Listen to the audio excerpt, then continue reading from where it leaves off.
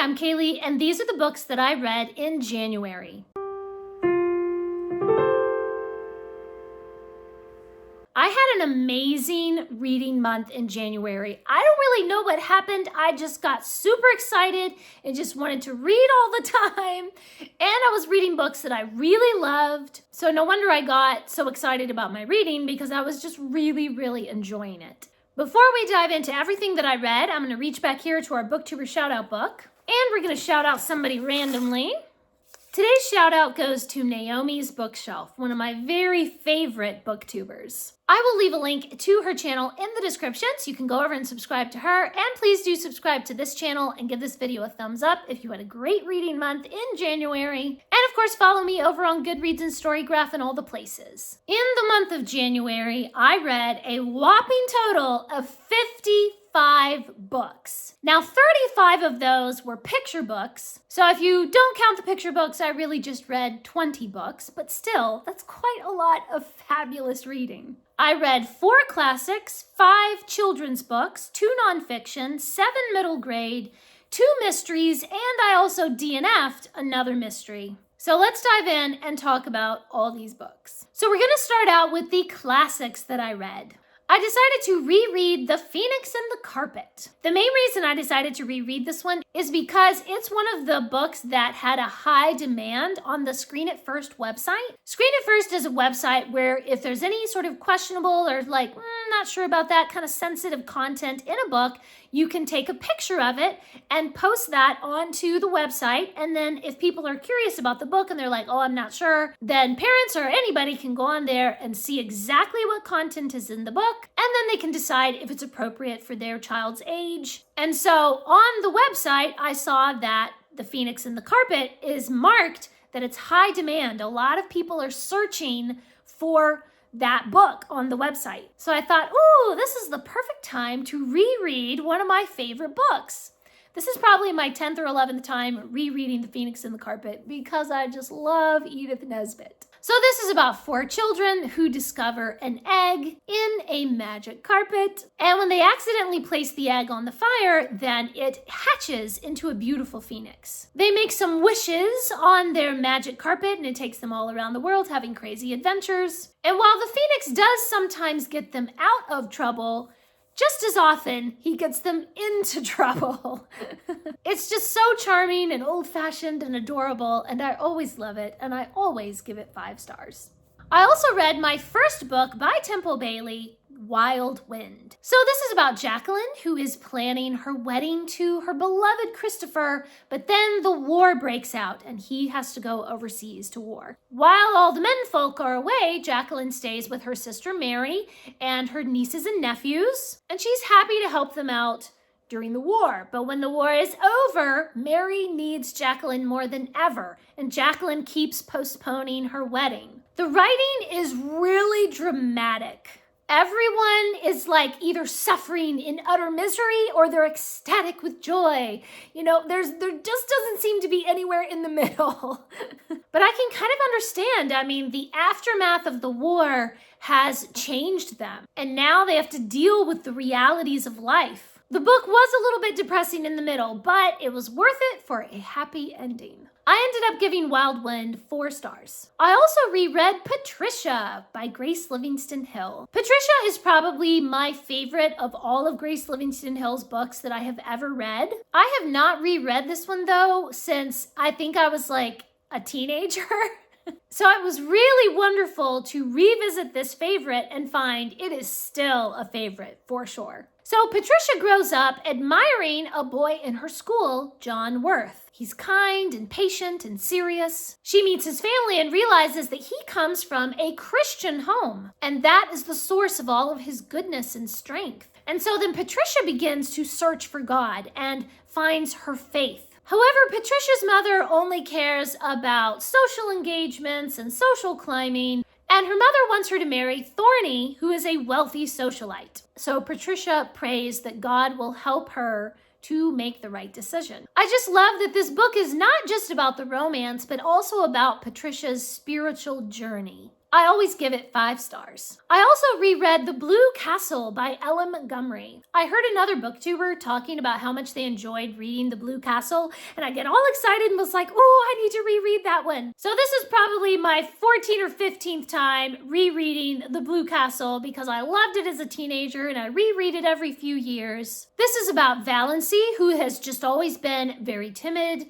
and she just goes along with what other people want. Her family really bullies her, but finally, when she gets some news, she decides she is going to break free from her mean family, and she creates a new life for herself. Every time that I read this, I just admire her courage so much. The writing is wholesome and fresh and beautiful, and I really love all the descriptions of the countryside. It's like Valency just finds this healing and refreshment out in nature. It's really beautiful, and I always give it 5 stars. So I decided to start out the year by rereading the original Percy Jackson series. Now, I've reread that original Percy Jackson and the Olympian series, and I'm saying original because there's a lot of spin-offs, right? There's a lot of other series that kind of continue in that same world. I've already reread this series, I think twice at least before, maybe 3 times. So this is either my 3rd or 4th reread. And I have really been enjoying it. I actually got so excited that I just went ahead and read the first 3 books of the series. So I read The Lightning Thief and Sea of Monsters and Titan's Curse. I love all of the Greek legends about the gods and all the adventures, and Percy is just so sassy, and Annabeth is so smart. I just adore all of these characters. So in February, I'm going to be continuing on with the rest of the Percy Jackson series, and I'll probably get all excited and start reading Heroes of Olympus and some of the other spin-off series as well. So I'm looking forward to that quite a lot. I also read a book called Climbing the Stairs. This was one of the books from my Wrapped Books Challenge. This is about Vidya, who is 15 years old during World War II, and she worries that her family is going to arrange a marriage for her before she has a chance to finish high school. All around her, the world is in turmoil, and Vidya's family has their own turmoil within as well. There were some things that I liked in this book, and some things that I didn't like, and some things that were just difficult. I ended up giving it 2.5 stars. It was okay, and it was definitely interesting. It just wasn't quite my favorite, though. I read The 13th Child by Patricia C. Reed. This is one of my favorite authors, and I've read a lot of her fantasy, so I was very interested to read this book where there's magic on the American frontier in the old Wild West. So there's a girl who is the 13th child in her family, and she's sort of considered to be cursed. But her twin brother is actually the 7th son in the family, and their father was also a 7th son. So the 7th son of a 7th son is considered to be incredibly good luck. And it's all about how these 2 twins grow up with very different ideas about how their life is going to be. The brother thinks that he's just going to skate through life and everything will be good luck and fair skies. And then, of course, the girl just believes that she's cursed and everything she does is wrong and she must be evil at heart, but she doesn't want to be evil. But then they learn that really none of that is true. You make your own destiny. Your choices are going to be what guides your life. This was really fabulous. I loved the magic system, the world building, the Western adventure fun. I gave this 4 stars. This is absolutely wonderful. I DNF'd The Dons and Mr. Dickens. This was another book from my Wrapped Books Challenge. So I DNF'd it at page 89. That was about 37% of the way through the book. So I tried to give it a good chance, but it was boring and long-winded, and I didn't care about the characters or the mystery. So this is basically Charles Dickens and Wilkie Collins are consulting with the police on this murder mystery, and it takes place in Oxford. The problem is Charles Dickens and Wilkie Collins were not particularly nice people in real life. And this book certainly reflects that. I mean, at least it's historically somewhat accurate, I guess. They both have mistresses, and there are some descriptions of suspects or murdered people in less than savory opium dens with women of the night, and I was just bored, and I didn't care about any of all that, so I DNF'd it.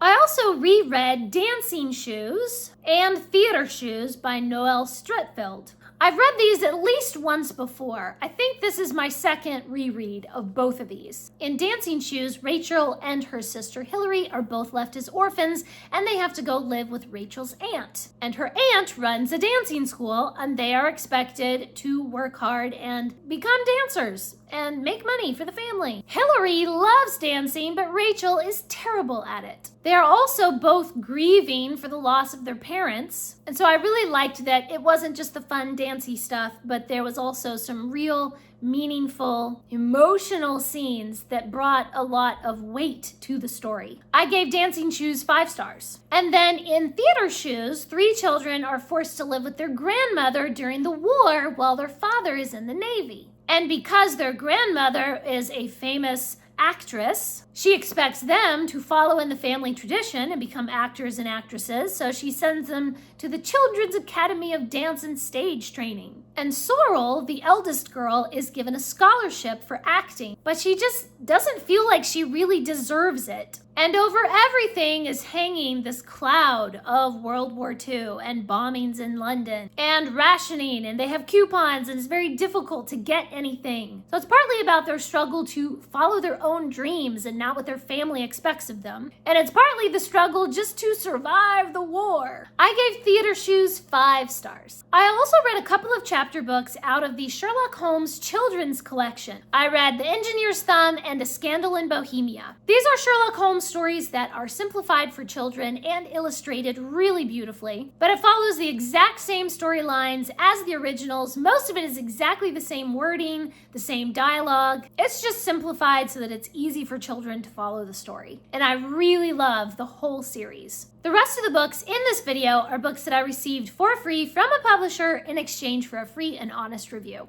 So some of you may remember that last year I accidentally read the last book in a series and completely spoiled myself for the whole series. So this year I'm going back and reading the series from the beginning, and even though I already know some of the plot points, it's really exciting for me to see how did they get to that point. Like, I know that these 2 certain characters end up engaged, but how did they first meet? And how did they first, fall in love? So even though I already am spoiled, I'm really enjoying the Jackaby series. So I read the first 2 books, Jackaby and Beastly Bones. This series is about Abigail Rook, who comes to the city looking for a job, looking for adventure, and she takes a job as an assistant to freelance detective Jackaby. Jackaby has a rare gift as a seer. He can see magic residue. He can see where magical creatures have been, and so he assists the police in their murder investigations. I just especially loved Jackaby and Miss Rook's detective partnership. They are both full of witty remarks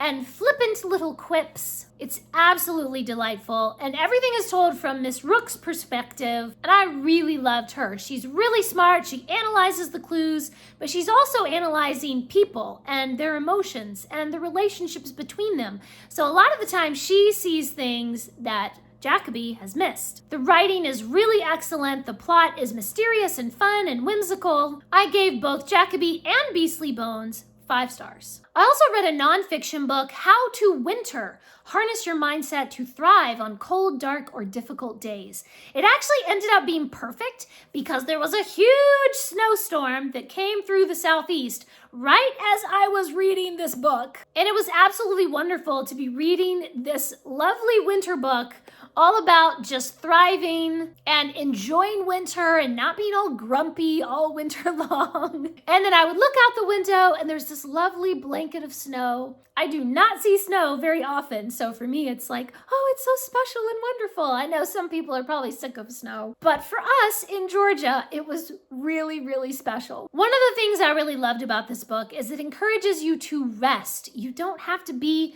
so active in the winter like maybe you would be in the summer. Because there's less daylight, then your body just needs more time to rest and do restful activities. This book made me feel really more hopeful and cheerful about the dreary winter months. They don't have to be dreary winter months. They can be full of magic and charm. I gave this book 4 stars. I also read some little children's chapter books. I read The Princess in Black and The Kitty Catastrophe, That is completely adorable, and I gave it 5 stars. And I read 2 books from the Princess Mina series, The Enchanted Forest and The Unicorn Mix-Up. Both of those also got 5 stars. Just really adorable and great for kids who are just learning to read on their own and just need a short little chapter book to give them some reading confidence. And of course, I also read a ton of picture books that I really enjoyed. Red Rover, Send a Vowel Over. Mr. Fox's Game of No. When I read this one to my nieces, they literally wanted to read it 5 times in a row.